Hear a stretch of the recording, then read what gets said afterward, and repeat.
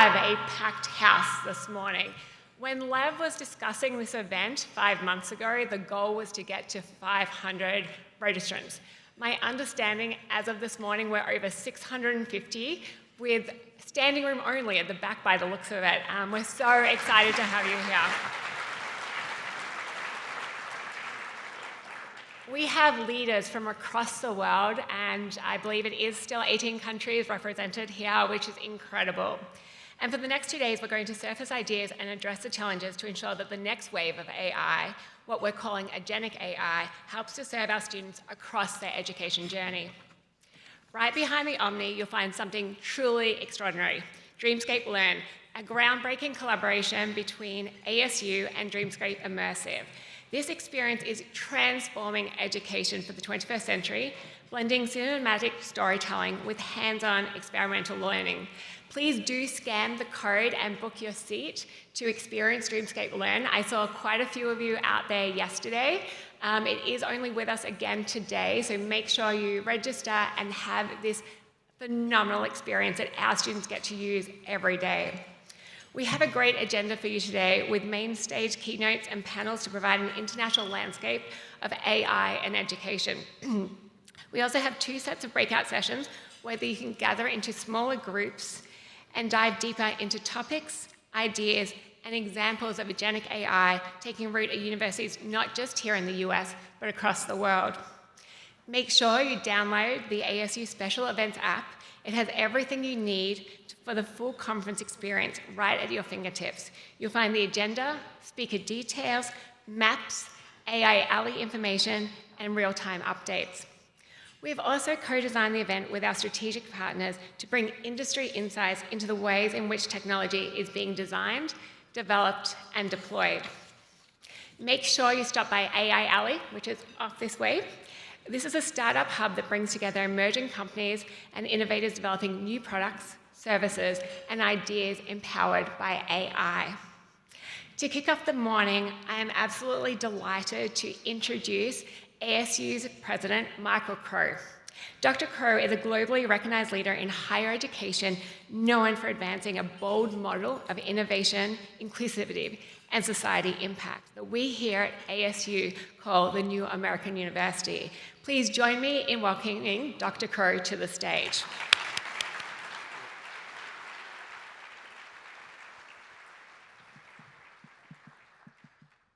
Thank you.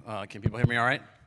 So I might be a little bit more professorial than you would like for this hour of the morning, but, you know, too bad. So what I want to try to do is give you a sense of sort of where we are in time and space and give you some of my own personal drivers relative to what we're trying to do here at ASU and what hopefully all of you are trying to do also. And that is, if we don't find a way to take on Confucius's old quote from a very, very long time ago, I don't have it down exactly, but this notion that all people are born equally empowered and then we make them different. He wasn't talking about just personalities. He was talking about learning. He was talking about how they think and what they're able to think. And so along the way, we've been evolving, and it's almost like we live in a massively unable to advance to the notion that every single human being is gifted with the most complicated object in the known universe, their brain. Mathematically, it's the most, just look it up, you know, type it in on your Google or your Gemini or whatever. What's the most complicated object in the known universe? It's your brain. I don't believe you were given that to not find a way to use it to its maximum potential for you. Your maximum individual creativity, your maximum individual self-actualization, your maximum individual learning. Yet we have found method after method after method after method to sort our fellow humans based on literally everything.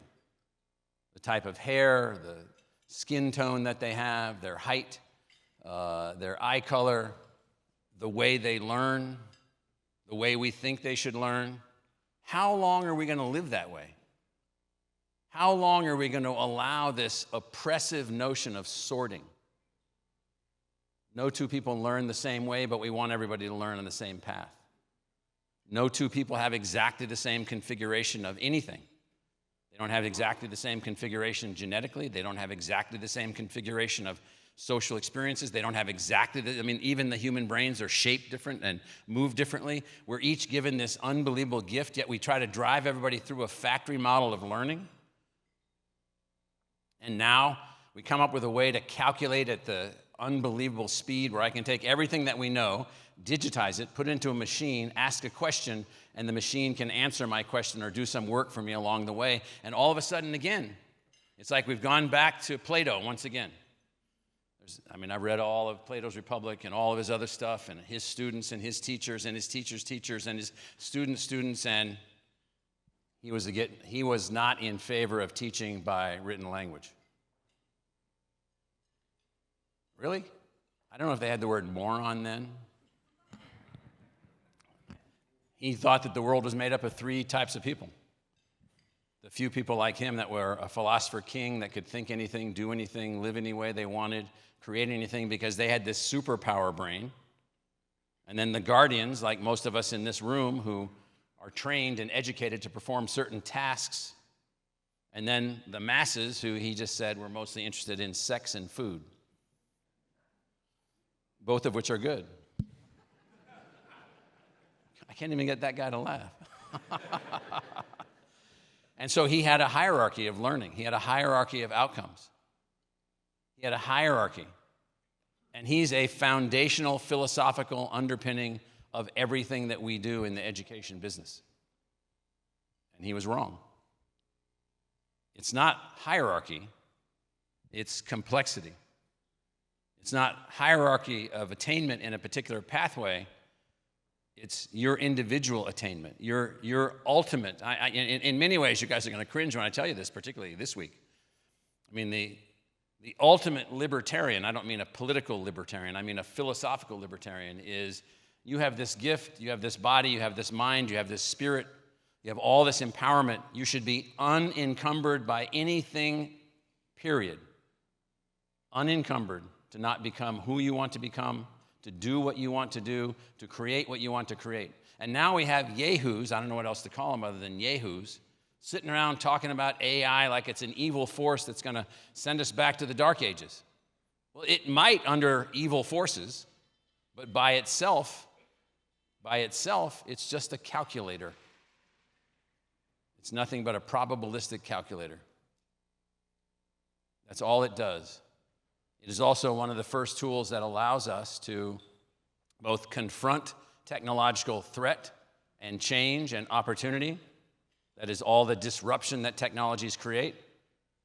It's also in the exact same embodiment the means by which you don't succumb to the technological disruption, but create new sociological opportunities from the technological opportunity. We never had anything like that worked in both directions before.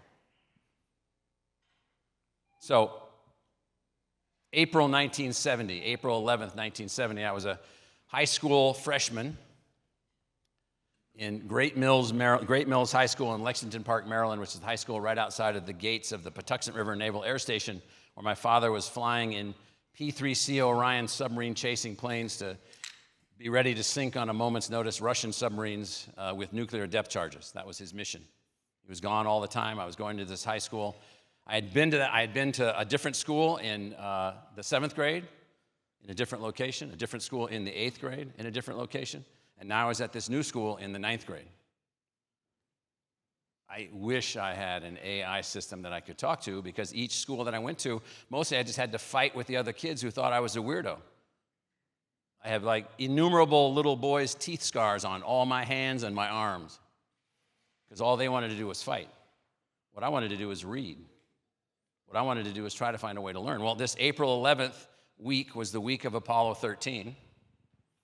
And a bunch of us got together, a bunch of kids got together, and we decided with some of our dads that were in the Navy, we got a little bit of equipment, and we built a simulator where 3 boys lived inside a thing that we built like a model of the Apollo spaceship and the lunar excursion model. And we had about 30 or 40 kids, and we lived at school for the entire mission,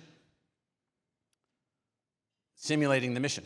I was not on the crew, I was on the science team, focusing mostly on Earth weather, landing conditions, orbital re-entry. Now, I'm a freshman.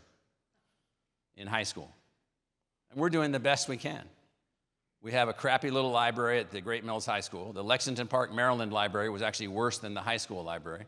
None of us could drive yet and drive up to the Library of Congress, where I later spent a lot of my time doing my dissertation work in the Jefferson Library on the main rotunda reading room, which was unbelievable, with a machine in the early 1980s called Scorpion, which could then at least give you some computational access to the holdings that they had in the library. Well, you might remember from that Apollo 13 mission, that was the one that the oxygen tanks blew up on. They had to then reconfigure the LEM. They had to use the LEM as their lifeboat. They then had to move from the lifeboat into the capsule and then finally land after this excruciatingly complicated mission. And we were a part of trying to simulate this entire thing. We had no tools. We learned a lot. I don't know, if we had had AI, I kid you not, we would have been giving ideas to NASA. I'm not kidding. Because when they ultimately decided how they were going to clean the carbon dioxide out of the air in the LEM, because they never thought that anyone would live in there that long, they didn't have the right kind of chemical tools to do that, they literally were bringing in every idea that they could conceivably bring in. So why couldn't we, in April 1970, as a bunch of high school students trying to live, our project was called Simulated Environmental Control Operation, Project SECO, we called this thing. It was an unbelievable experience. But we were looking at paper books, magazines. I called some dude at MIT in the building with the dome on the top. Now, my wife went to MIT, my son went to MIT, my sister-in-law went to MIT. I applied to MIT, got in, didn't go. I tell them that all the time. I wanted to throw the javelin. They didn't have the javelin. And so we called people at MIT saying, can you give us some data? Can you give us some things to calculate? So we're using dial telephones to call people that we've never met. This is just, 55 years ago. We had nothing, but we were dreamers. 1 year later, roughly, a little year and a half later, August 1971, I've been to 3 high schools between April 1970 and August of 1971. And I'm living in another town. My dad has rented some house in a junkyard somewhere because it was cheaper than the houses on the street. This was a better off town than we lived in before in the suburbs of Chicago. We weren't going to live there very long because we were going to move again as soon as he got a job because he just got out of the Navy. I'm playing on the football team because my dad says, you guys are going to all be athletes. We're like, yes, sir. But where do I hang out between football practices? The library. And there I meet Mrs. Baker. And Mrs. Baker is a reference librarian. Mrs. Baker is my AI. She was unbelievable. Unbelievable. What she was able to do in my interaction with her. And so nothing about AI takes away the Mrs. Baker. Nothing about AI takes away the value of the library. But if I had had that tool in 1971, when I was trying to figure out what to do, so I started reading Cicero in 1971. I started reading Roman philosophers and Greek philosophers and others. I was trying to understand, how did we get here? Where did we come from? And then always reading science and always doing this and always doing that. But again, I couldn't ask the kinds of questions that I had. They just kept storing up in my brain. So August of 1971 to August of 1973, 2 high schools later, I graduate from high school, I apply to a bunch of colleges, I get into these colleges. I'm a weird kid. I'm standing at a wooden table in a room at Iowa State University where I went to throw the javelin, and I'm standing at this wooden table, and I don't remember her name, but Mrs. Johnson says, "What's your major?" I said, "Well, Mrs. Johnson, I've been thinking about this a long time. I've got 5 things that I want to major in. I want to major in political theory so I can understand how this place works and what we need to build, because this is a baby little democracy. I want to major in environmental science because I think that's a really important area of science that we need to be focused on. I want to major in engineering, linguistics, and anthropology." Those were the things that I had on the list. She said, "What's your major?" I need one answer. I don't have one answer, and I don't have much time, she says back to me. So she says, "I'm going to put you down for distributed studies, which is where all the idiots go." She says, "You don't seem like an idiot, and I don't know if you'll be able to keep your scholarships that you have as a distributed studies major, but..." So 4 years later, I graduate with 2 of those majors and all 3 of those other subjects as minors. But to do that without an AI system meant I had to live in the library. I used this silver tongue to finagle a study carrel my sophomore year of undergraduate from somebody, and I lived in the library. And it was like living in a breathing machine. So it was a fantastic library, major university library, the stacks, the research room, the research library, the research map section, the research graphics sections, the art section. So it was like living inside an AI system for 4 years. I was literally there every single day I was on campus, every single day, every single day, every single day. I went through the stacks of the library, section by section by section, starting in the 6th floor where the books are stacked just 3 feet apart, 2.5 feet apart. They're packed in there. And I wanted to see how knowledge was organized. So if you imagine in that upper corner, I don't remember all the lettering system, but HD 285-6. So I'd take one book out of that section and I'd say, well, this is what that kind of knowledge is about. Because all this knowledge is organized. Imagine if a human being had access to that library. Imagine the books, the Final Encyclopedia, if you ever read those.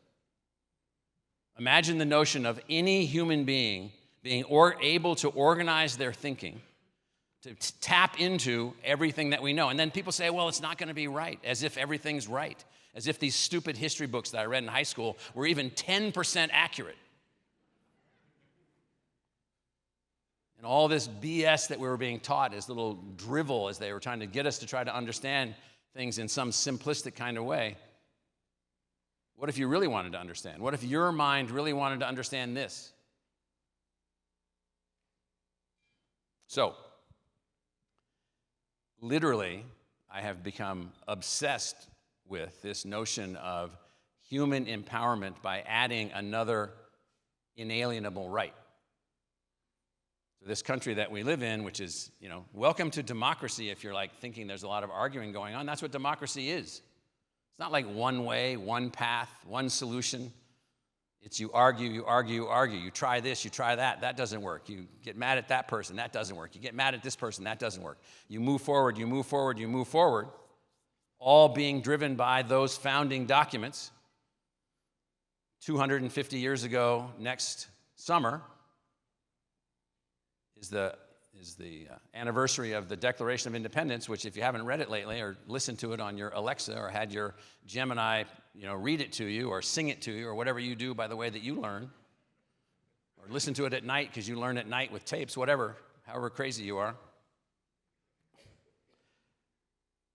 It said that we had these inalienable rights. Now, I was asking my AI system recently the difference between inalienable and unalienable. And then I asked our law dean, is she here, Stacy? She corrected me and said I should use inalienable. And I said, why? So it said life, your life, liberty, your choices, pursuit of happiness, what you want to do with your brain, your body, your soul, your spirit, you. And it said, among others. Among others. I am absolutely certain and am driving this horse as hard as I possibly can that one of those others is learning. That you have a right to learn whatever you want to learn. You have a right to learn the way that you want to learn. You have a right to learn in the way that your intelligence works, the way your brain works, the way your mind works to achieve the things that you want to achieve. And that can often mean, and should mean, with others, obviously. You're not going to get very far by yourself. So our design here at ASU, I've been in this job for 23 years, our design here is heavily based on this notion of the building of the inalienable right to learn, to pursue life, liberty, and the pursuit of happiness in a democratically based institution which tries to find a way to help every learner to learn. Now, for a while, for 11 years, I was a faculty member at Columbia University in the School of International and Public Affairs, and I taught courses in knowledge enterprise architecture, the design of science and technology systems, how to produce outcomes at the social scale, the military scale, the economic scale in countries. And so my area of policy design was unusual because it was based on science and technology. Well, while in graduate school, studying science and technology policy at a place called the Maxwell School for Citizenship and Public Affairs at Syracuse University, which is this unbelievable institution, few of us were blessed enough, privileged enough to be able to go to that school, every Thursday night we had a technology run amok movie that we would watch. Blade Runner, how did we get there? Soylent Green, really? We eat each other now? Who saw Soylent Green? Yes. So then I began, from that point, I'd already been reading lots and lots of science fiction and, 100 of Isaac Asimov's books through the decades. And then while I was working at Columbia, I read this book, The Diamond Age. This is an original signed copy of The Diamond Age by Neil Stephenson. And in here is a portrayal of the future in which there's a young girl alive in a place that used to be China, of unbelievable wealth and unbelievable poverty, where a group of people called the Vickies, the Victorians, the people that are living in a Western rich culture, even though they're in Eastern China along the shore, they have access to devices that give them personalized, individualized learning. You touch this device, the way that it's portrayed in the book, you touch this device in the way it's portrayed in the book, and it's like what you think of now as an iPad, but in 1996 there was no such thing. It has some galvanic connection to you. It's connected to you as a child. It understands how you think. It understands who your pets were, what makes you afraid, what you imagine, what you live through. If you ever saw that unbelievable cartoon, Inside Out, anybody see that? Those kinds of memories and so forth and so on. And then the learning, and so it turns out that this young girl gets one of these. And then she is unbelievably empowered because she has one of these. Yeah. Where the hell is that? Where do we get one of those? You're living at the time where most of us in the room will see that machine made. An agentic AI device personalized for the person. Personalized for the learner. Now, at this institution, our learners, we have 80,000 students, give or take, on campus with us. We have another 110,000 degree-seeking students with us online in digital immersion. We have hundreds of thousands of other learners and 25 million other visitors who come in to see our learning assets, our library, and other things. Millions and millions and millions of people. How do we change this university to break down the reasons that we haven't been able to build better learning outcomes for our society? And that's what we're really focused on. Now, I'm going to walk you through these slides quickly. We will send them to you. I got to find there it is, my clicker.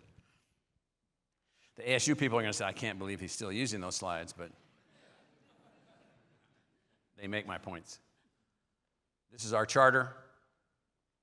This is really, really important for us.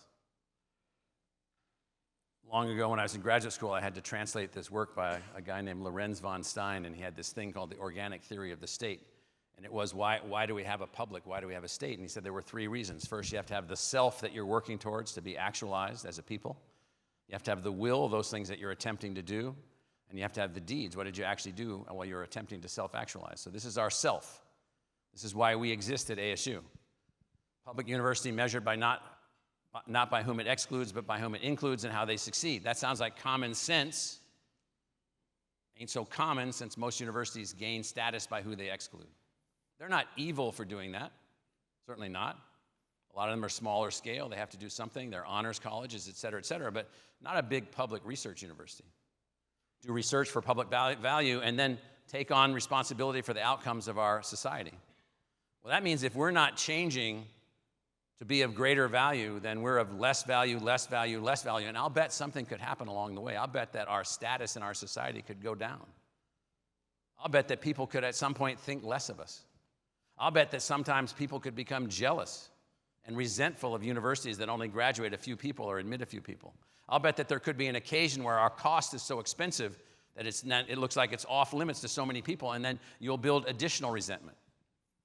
And if all of a sudden college graduates are making 3, 4, 5, 10, 20, 50 times more than everyone else, or thousands of times more than everyone else in general, look out. I'll bet there could be politically unstable moments in our history. Who would have thought of that? So, here's our teaching and learning realms. It all starts with this, the knowledge core. The knowledge, what do we know? What do we know about quantum theory? What do we know about field effect of quantum sizes on electrons? What do we know about how a 10 angstrom chip size will work with just a few atoms on a transistor. What do we know about messenger-based ribonucleic acids and how to kill them? Well, we know a lot about it, but we apparently can't educate people about it very well. So the knowledge core is everything we know. What does AI give us? A way to have access to that in a way that we've never had access before. I'm really sorry to tell you that there's no more Renaissance people. There's no more people that understand most of the theories. There's no way. It's impossible. It is literally impossible. And when you meet these people, they're usually jerks that think that they do, just rest assured that they don't. In fact, what happens is they become compartmentalized. They become focused in different ways. So the knowledge core is what we contribute to at the university. It's what we understand. It's what faculty members do. It's what teachers draw from. Then you build a university around that knowledge core. You know, you have faculties, you have laboratories, you have libraries, you have campus resources. And so there's thousands of these universities around the world. There's 150 major research universities, including this one, just in the United States. And these are massive institutions. We have 42,000 employees. Harvard Medical School has, and its hospitals have 25,000 associated physicians working with them.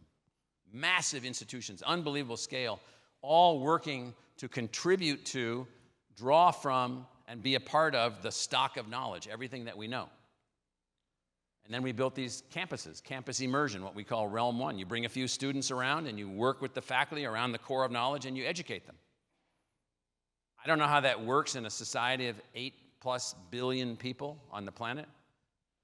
There's 35 million people a year in India that want to go to college and have no college to go to.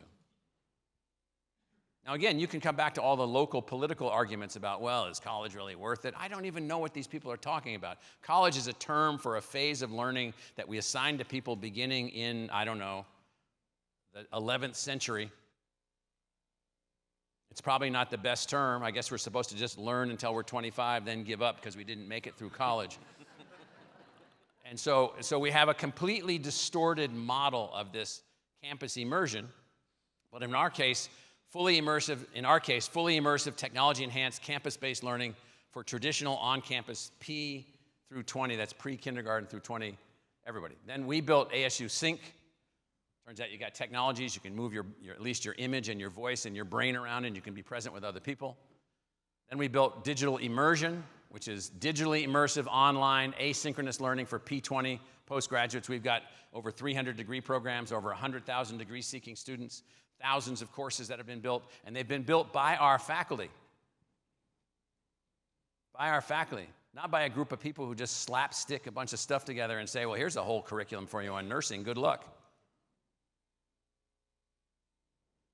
We're not really attached to this stock of knowledge in the center. If you build institutions not attached to the stock of knowledge and they call themselves universities, you got a big problem. The stock of knowledge is changing every day. It's advancing every day. It's evolving every day. Then we built this, digital immersion, massively open. For the previous one, you needed to be admitted to the university. For this one, you don't need to be admitted to anything. You just need to be there. So this is where we built universal learning. And now with universal learning, what we're trying to do there is provide learning opportunities for anyone, anywhere, any culture, any language, any scale, period. What do you need? So I don't know what you think AI tools could be useful for there. How about unbelievable? Helping people to find their pathways, helping people to find their journey, helping people to find the way that they want to organize themselves. So we've been building this. Again, not separating ourselves from the university. If anything, the colors other than gold here are expanding what the university can do, because all we used to be able to do was just that gray one next to the red ball. And then we'd call it a day. Again, nothing wrong with that, but if that's all we ever do, we're not going to see the species realization that Confucius told us was possible, but we weren't attaining it because we took these equally empowered individuals and then we made them not equally empowered by the very systems that we educate them through. We did that. And we're so proud of it. We're so proud of our achievements. This one, Realm 4, Education Through Exploration. We got this trailer out here in the back that's an example of something that we're trying to do there. So it turns out that Sheila Tobias was right when she said that, unfortunately, chemistry faculty don't know how to teach chemistry. They know how to teach chemistry to other chemistry faculty wannabes, or to people that happen to have a brain that works in a certain way. Most of us can't think in 3 dimensions in the way that you need to understand for organic chemistry. Most of us can't think about or understand things that we can't see and that we've never seen. That's water, but it's really hydrogen and oxygen bonded together through these electrical bonds, and this is how you blah, blah, blah, blah. I'm like, okay, yeah, what does that mean? So in realm 4, what we call education through exploration, how can you change science in one particular case, or art, or other things that are really complicated? How can you move past this notion of being taught by a speaking head from a book, teaching you principles, laws, and so forth and so on, and how can you turn it into education through exploration, where you learn by a lived experience? We're now building AI tools to work with our virtual reality. Who did the virtual reality thing that we set up out here? Some of you have done that? That's it? What are you guys doing with your breaks? So we got a way for you to go out there and see how we teach biology, see how we teach chemistry, see how we teach other things, and then we're using AI tools. And then here, which is really what this meeting is about, and this is the area that we're really focused on, which is what we call massively distributed, university accessible, high intensity learning solutions for the individual, what we call realm 5. Now, just look at this design. Now imagine if there were 20, 30, 40, 50, 60 institutions in the country doing this. Now, by the way, this is not a company. What's the objective of a company? Profit. Period. End of conversation. I'm on a for-profit company board of directors. That's what we talk about. Stock of knowledge at the heart of this thing right here. This moment in time that we have right now, this AI moment in time, allows us to conceptualize that this full thing can be built in a way where single institutions contributing to the stock of knowledge, drawing from the stock of knowledge, empowered by the stock of knowledge, have an opportunity to be infinitely more powerful than they ever were before. We have tens of thousands of K-12 learners associated with us. They're beginning to use AI tools. We're using AI tools. We're ultimately going to be using AI tools for every student, every learner, every faculty member. Now, it's not like at gunpoint you have to do this. Still a free country. Hesitate. And so this is what this looks like all together. The core at the middle, the university at the foundation, and then these ways that we're advancing on all of these realms. Now, AI affects and impacts all of these realms. My wife has a joke. I have 7 or 8 AI systems that I use off my phone. She is convinced, in a complaining way, that there's a nuclear reactor somewhere, a small modular nuclear reactor, just fueling the answers to my questions. So I have a couple of these things that I've talked to for hours. I mean, hours. Deeper, deeper, deeper, deeper, deeper, deeper, deeper, correcting it, getting it to understand its errors, getting it to understand my learning patterns, all of which are crude at the moment because it's still just a simple calculator. But I'm telling you that AI allows us to have unbelievable opportunities here. Now, these are the kinds of things that we're trying to develop these capacities. And so I just look at even under campus immersion, 21st century digital learning spaces, artificial intelligence-based advising. I went to my advisor, Don Hadwiger, and I outlined these 5 subjects he wanted to take, and he goes, well, kid, here's how you forge my signature, good luck. So he gave me all the forms, and I just signed up for every class that I wanted to take. And a lot of bad grades I got was it wasn't good to take chemical engineering 358 without having taken any of the courses to be ready for that. And I learned that the hard way. Man, I wish I had AI.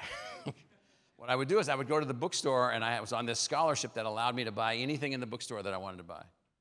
So I would buy all the cheating books that they used to have on the side, on the rack. So I would be taking chemistry that I should have taken to be in this chemical engineering class, and I'd come in, I'd be thinking like I was all ready, and I was like, no, I guess it doesn't really help me to do these kinds of equations since they're not in that little book.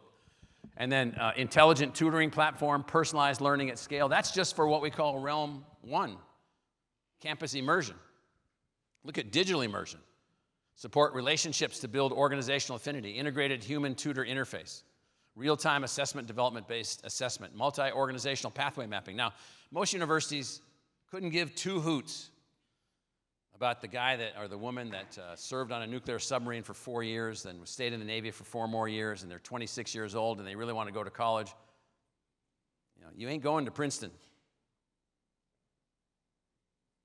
You're not probably going to be able to go back to a regular college, live in a dorm, and have a happy life. Too bad for you. Thank you for your service.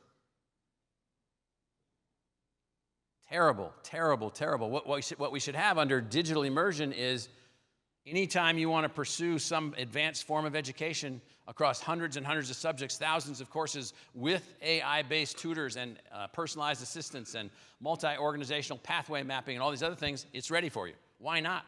Why haven't we done that? Because the coin of the realm is how many people did you not admit to your university?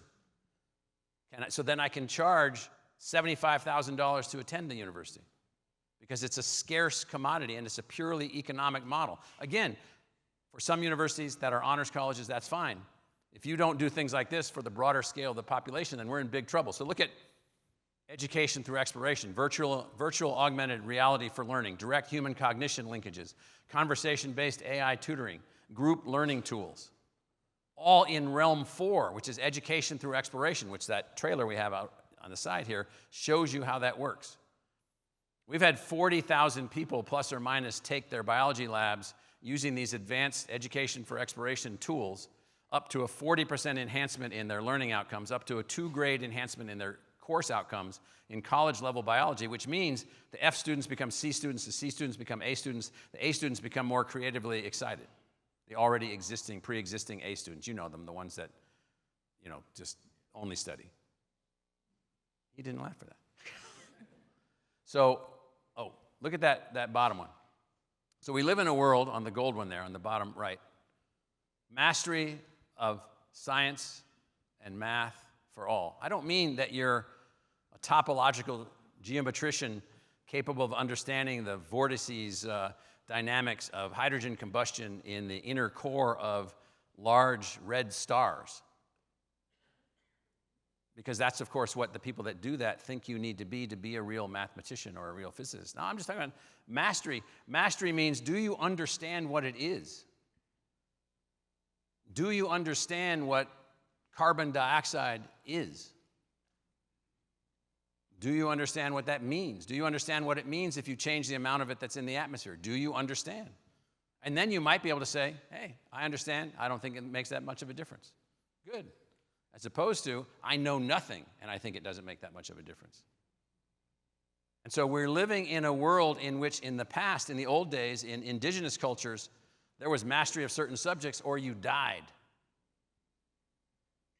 Hunting, fishing, meal preparation, survival with your housing, and so forth, all the things that were essential. And they were taught within those cultures relentlessly. It turns out, and most people would be chagrined when they hear this, math and science, mastery for all. We live in that world. That woman there just closed her laptop. Your laptop is open. It's connected to a Wi-Fi network. It's communicating with whatever. My wife and I have a condo up in a place called Sedona, so we can leave our condo. We can walk from our front door onto the trail of a national wilderness location. It's an actual national wilderness area. Walk out the door and be on that trail. And for whatever reason, it has cell phone service. So I'm on my cell phone with my headphones in, and I'm just beating the hell out of these AI systems every single day for hours and hours and hours, understanding how they think, how they operate, how they can respond, where there might be some problems. And then what I've come to realize is that at the end of the day, it's all about the question, not about the answer. It's all about the question. But I actually understand how it works. Now you say to yourself, you don't really need to understand how it works. I don't agree with that. If you don't know where your food comes from, we're in for big trouble going forward, and most people don't know. If you don't know where water comes from or energy comes from or where all of these computational tools come from and how they work, you'll never be able to really fully grasp all the things that we're attempting to do or be. So, this is that book by Neil. Neil's been connected with us. I've been on a panel with him, had some discussions with him, arguments with him. And so this diamond age notion is really important. But what you don't know is that he wrote the book in 1995, and some guy named Schwindeman, who I never met, I can't believe his first name is actually Beat. But in 2011, he outlined the Young Ladies Illustrated Primer, or Primer, which is the tool that I mentioned to you. You can take a look at that chart. We'll send you this. So each of the component parts, interactive book with digital text and animations, digital microscope and telescope, artificial intelligence, pseudo-intelligence. To the right, context-specific information, situated learning, connection between real life and story. So this person took from Neil's book each of the subcomponent parts of the device. Now, I started reading Jules Verne when I was like 8 years old. All the stuff that he talked about, except for that journey to the center of the earth part. That could be, though. I'm always hopeful. His ideas of submarines and balloons and going to the moon, all of which he wrote in the 1860s and 70s, all true, all visualizations. And so this science fiction writer outlined for us the ultimate machine, this personalized AI tool. Look there on the left. Adaptive tutoring, mentoring system based on sociocultural constructivism through cognitive apprenticeship, through 4 nighttime friends, which are your imaginary friends that you've had since your own individual childhood, who help you to learn as an individual person, help you to feel safe as an individual person. Learners' existing knowledge. I mean, this is, I don't know, maybe it's 20% of what you would ultimately have to do, or 5%, but it isn't zero. And so what we're trying to do is we're trying to build an entirely differentiated learning platform of a major American university working with others like you all that allow us to stop sitting around and thinking the following. Well, that AI system, that's just going to enhance cheating. Okay, I'm really glad that we've just noticed that cheating occurs.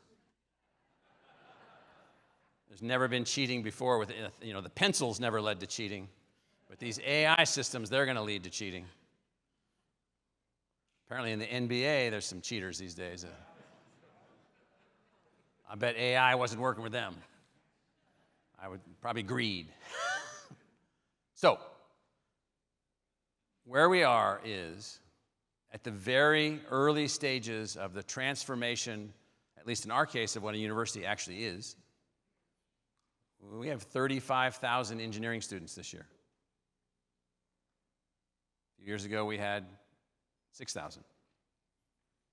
We're producing 8 times as many engineering graduates as we did.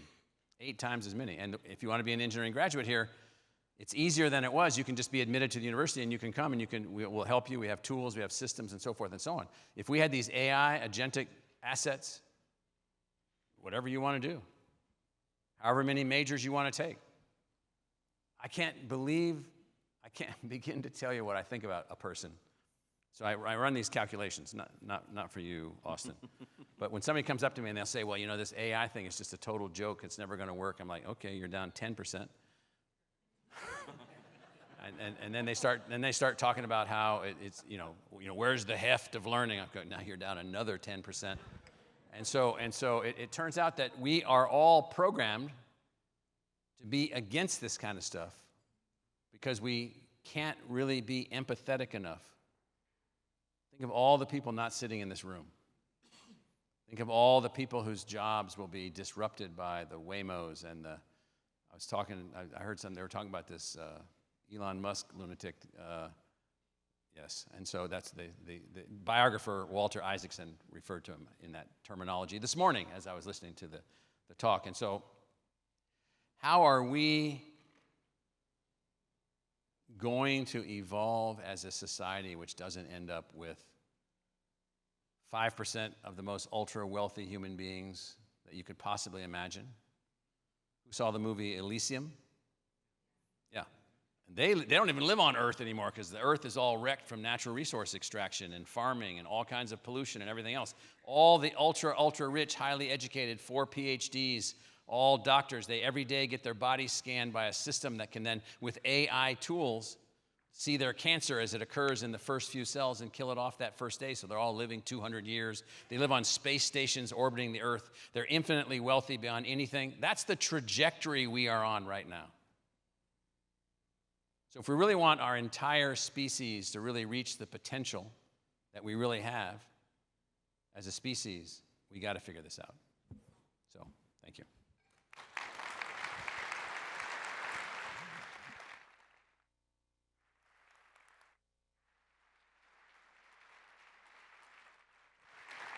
I think we have a it's really weird to see a picture of yourself that, you know, you're so old now, it's like, who is that? So any questions, comments from anybody? I think we have a few minutes for questions. Yes, I don't know if we're using microphones or not, but just go ahead. You talked about going to the library, doing your multiple majors, Yes. going through the pain and suffering Yes. of reading the books and was. everything, Yes. right? So my question to you is, you know, when you go through that pain, you burn knowledge in a different way into your head. Maybe. So when you are using AI now and you're able to kind of synthesize certain information, but you're not essentially going through that pain to burn it in properly, do you see there is a difference in the way we are consuming this information and learning? No. But I understand the question. The pain of me opening a book, looking at the letters on the page, using my eyes to scan them, you know, that's a slow process. And so it is essential for certain things. You have to actually if I'm even listening to books on Audible, I still want to buy the book so I can look at the order of the knowledge, the shaping of like when I look at digital newspapers, I always look at the front page of the newspaper to see the scaling of the size of the font and all kinds of other things which no AI system can do for you. I'm going to ask a couple questions of this one AI system here. Just hold on. You know, I do not yet understand that when I go from 3 nanometers to 2 nanometers to 10 angstroms in semiconductor chip manufacturing, exactly when does the field effect for the electron formation and, you know, when does that start working and how does it work? Right, let's break down the physics of how electron flow and the field effect work in those incredibly small semiconductor chips. So when we're talking about those tiny measurements, 3 nanometers, 2 nanometers, even 10 angstroms, we're dealing with the scale of individual atoms. At that level, the behavior of electrons gets really interesting. Yeah, I got Here's that. the basic idea. Yeah, you told me that last time. So what I want to know now is why. So what is it about the pattern distribution of the electron in the atomic structure that makes it less reliable as a calculating tool when I'm at 10 angstroms?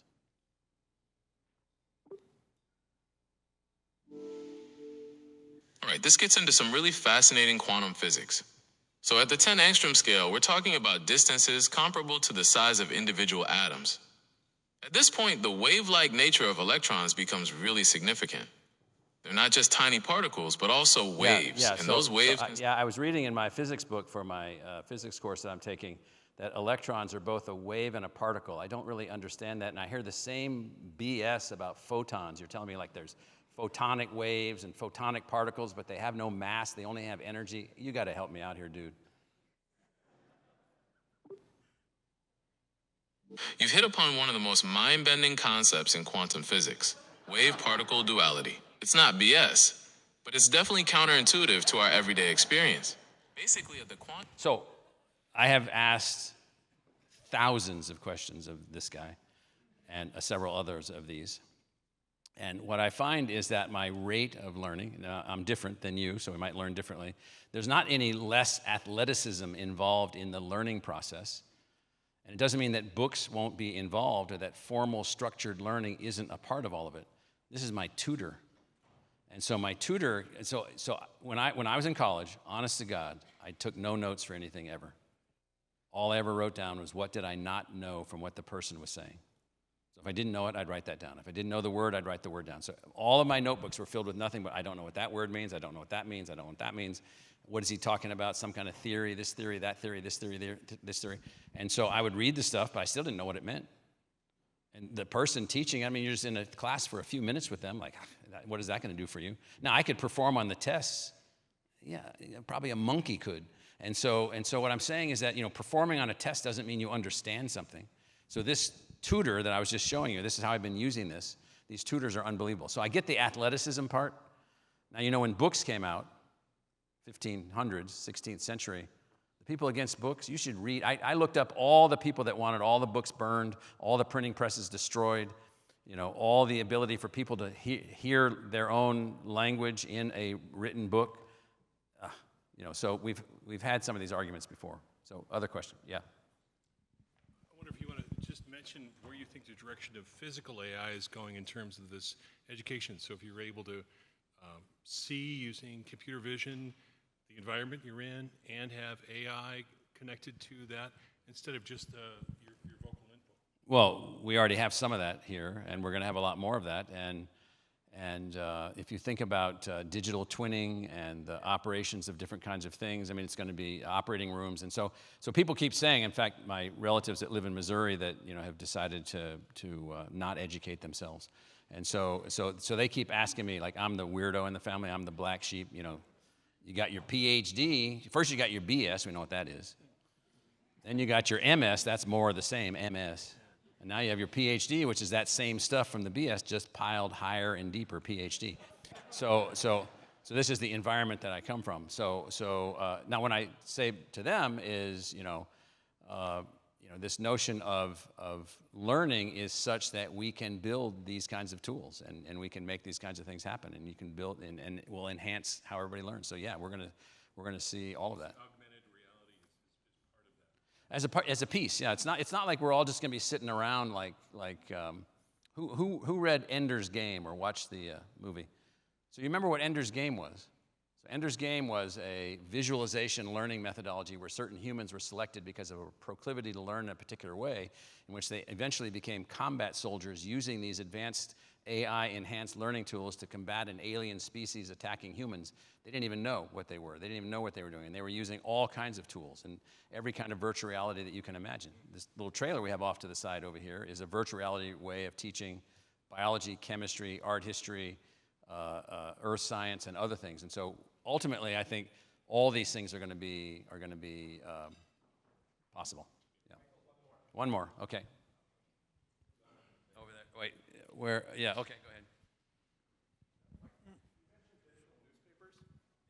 One of my favorite concepts that Neil Stephenson introduces in the Diamond Age, right, is the idea that in a world where nanotechnology is everywhere, digital media is everywhere, e-ink, everybody's got digital screens, the ultra-wealthy, the VIX, what do they still get? An analog newspaper, a paper newspaper. So what do you see as the parallel there for our future with analog and digital? So years ago, I was assigned when I was at Columbia University to be the seventh inning pitcher for a $250 million donor. That meant I went on a trip with him, and I had to work him over the entire trip to be ready for the eighth inning pitcher to see if he was going to give us $250 million. He ultimately did. So in the seventh inning pitch, he knows that I'm the pitcher. And he pulls out on this private jet that we're taking.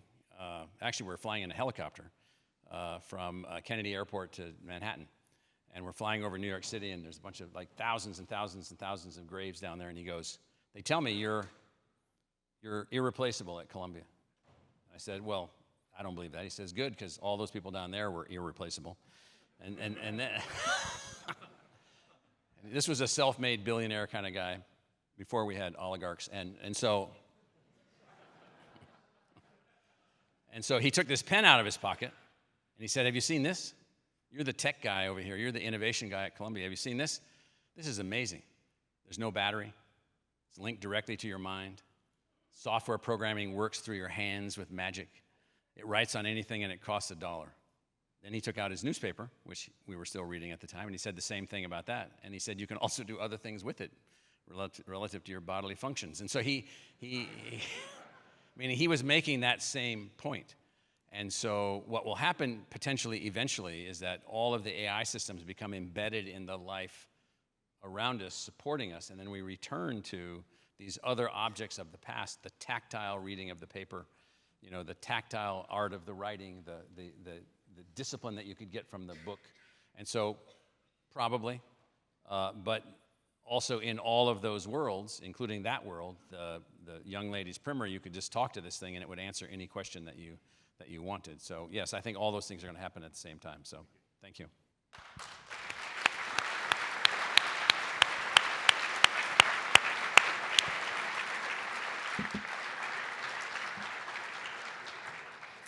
Thank you so much, President Crow, for sharing some of your morning with us. I think it is fair to say that this room is absolutely electrified after your presentation, and you've set the bar for what is going to be 2 days of incredible discussion. I would now like to introduce our platinum sponsor, AWS.